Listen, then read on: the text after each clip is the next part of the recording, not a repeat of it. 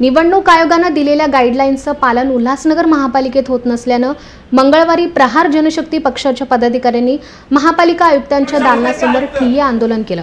कार्यकाळ पूर्ण झालेल्या अधिकाऱ्यांच्या तात्काळ बदल्या करण्यात याव्यात अशी मागणी आंदोलनकर्त्यांनी केली। यावेळी आंदोलनकर्त्यांनी महापालिका आयुक्त अजित शेख यांची भेट घेऊन बदल्यांची मागणी केली।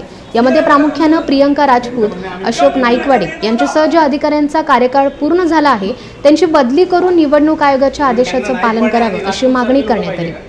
हे आदेश है लोकसभा निवडणुकीचे आदेश है। 3 साल जिसका कार्यकाल पूरा हो गया है उसको हटाना है।